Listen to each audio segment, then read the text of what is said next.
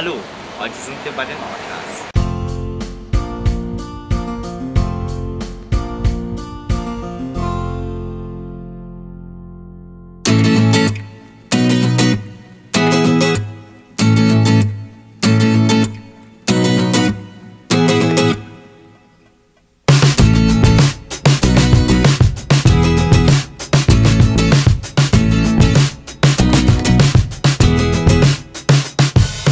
Orcas sind die größte Delfinart, die es weltweit gibt. Und zwar leben sie auch weltweit, über alle Ozeane dieser Welt verteilt.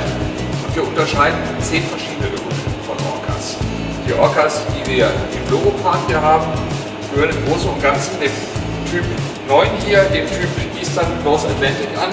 Das sind Tiere, deren Vorfahren mal im Bereich Island gefangen worden sind, die sie auch beispielsweise im Bereich der norwegischen Küsten oder im Bereich Schottlands aufhalten. Man sieht, dass die Orcas total größere Unterschiede haben. Unter anderem diesen Ökotyp. Die Männchen sind wesentlich größer als die Weibchen, obwohl die Weibchen ja im Matriarchat die Hosen anhaben, wie bei Menschen. Das heißt, die Mädels haben mehr zu sagen, aber die Männchen sind halt die größeren und kräftigeren. Und in diesem antarktischen Typ A, das sind diejenigen, die auch von Meeressäugetieren leben, die also durchaus auch Delfine und andere Wale verfolgen oder insbesondere von Robben leben. Da können die Männchen durchaus 9,5 Meter werden, während von dem Typ, den wir hier vertreten haben, im Loro-Park, der Typ nordöstlicher Atlantik, die Männchen werden maximal 6,5 Meter, 6,60 Meter sein.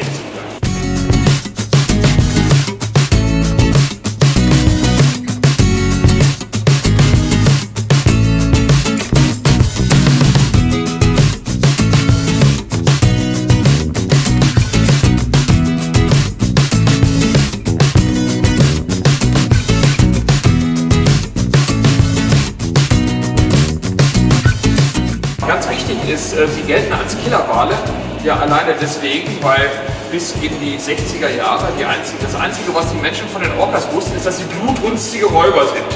Sozusagen die Wölfe der Meere. Inzwischen wissen wir auch, dass Wölfe alles andere als blutrünstige Untiere sind.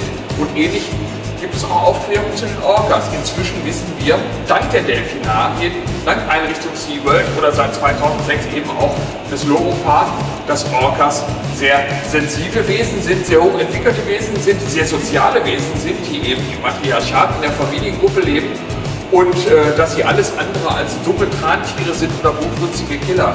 Für uns ist der Orca der Spitzenbotschafter für die Bedürfnisse der Natur und der natürlichen Lebensräume und der Probleme, die wir haben, sei es Plastikmüll, sei es Überfischung der Meere, sei es persistente Giftstoffe, die sich in den Orcas im Fettgewebe und in der Leber und dergleichen anreichern, wo wir aus den Untersuchungen, aus Delfinarien hauptsächlich wissen, wie denn die Vergleichswerte sind, um das mit freilebenden Populationen vergleichen zu können, um die Gefährdung bis hin zu Fertilitätsstörungen, das heißt Fruchtbarkeitsstörungen, wo wir noch gar nicht abschätzen können, wie schlimm es den Orcas und anderen delfinartigen Spitzengliedern der Nahrungskette draußen eines Tages gehen wird.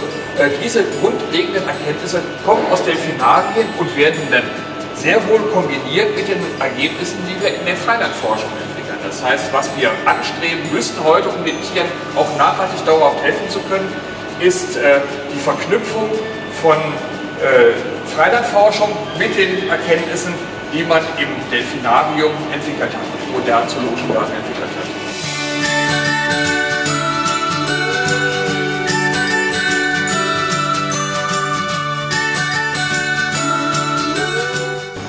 Loro-Park als moderner zoologischer Garten engagiert sich selbstverständlich in der Bildungsarbeit, und zwar in Form eines Edutainment.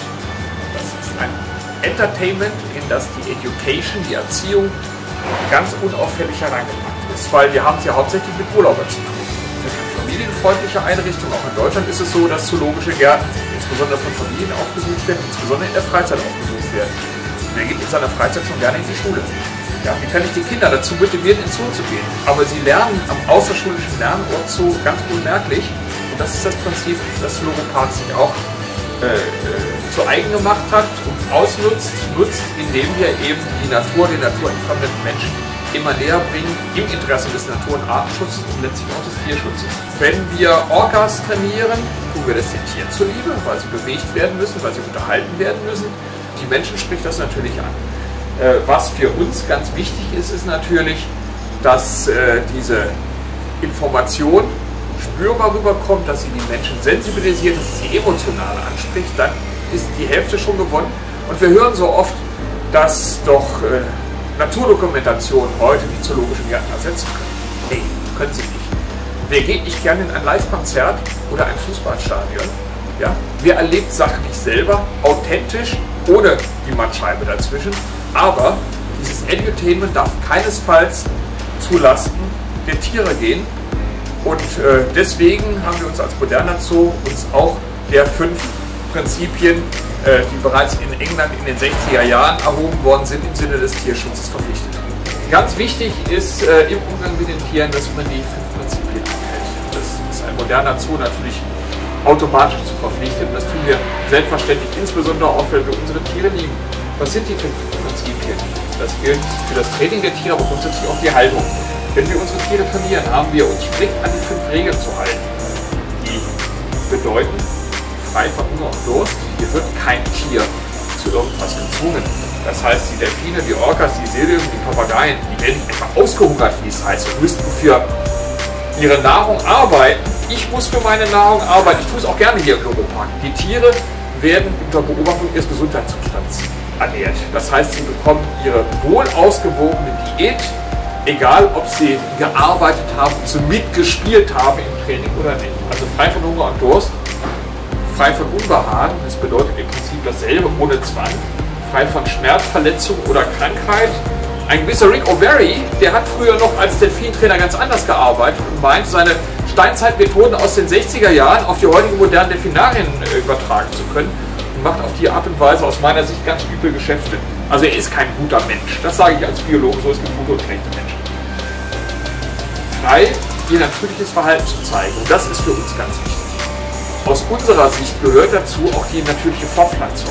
Die Tiere sollen selber auswählen können, ob sie Mama, Papa werden wollen oder nicht. Und in der Regel wollen sie. Und wer zurzeit zum Beispiel unser kleines Schimpansenbaby, was 8 Tage alt ist, in der Familiengruppe beobachtet und sieht, wie die Halbwüchsigen miteinander rumtoben, der weiß, das wissen menschliche Eltern und Großeltern auch sehr gut, was eben die Kinder das Leben bereichern können.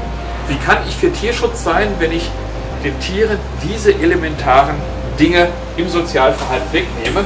Also frei ihr natürliches Verhalten zu zeigen. Und wenn sie eben nicht 100 Kilometer am Tag schwimmen, die Orcas zum Beispiel, dann tun sie es, was sie nicht müssen. Die müssen in der Natur 100 Kilometer schwimmen, um zu ihren Nahrungsgründen zu kommen, um überleben zu können. Ansonsten werden sie auch bequem. Dafür haben wir unsere Animateure, damit wir dem natürlichen Verhalten ein bisschen auf die Sprünge helfen können und nicht zuletzt frei von Angst oder Qual. Und selbst wenn man im modernen Zoo in Hands-on-Handling mit Elefanten arbeitet, die Elefantenhaken nimmt, darf kein Mensch den Elefanten vermenschlichen. Der Elefantenhaken ist nichts anderes als der verlängerte Stoßzahn. Und der halbwüchsige Elefant wird von Mama oder von Papa auch mit dem Stoßzahn schon mal ganz gerne in die richtige Richtung gemacht. Kein Trainer, kein Tierpfleger, kein Biologe, kein Veterinär in einem modernen Zoo wird seine Tiere misshandeln, weil das gelten die 5 Prinzipien. Wenn ihr noch Fragen habt, schreibt sie in die Kommentare, und wenn euch das Video gefallen hat, dann würde ich mich über ein Like sehr freuen. Und damit ihr kein Video mehr verpasst, abonniert einfach den Kanal.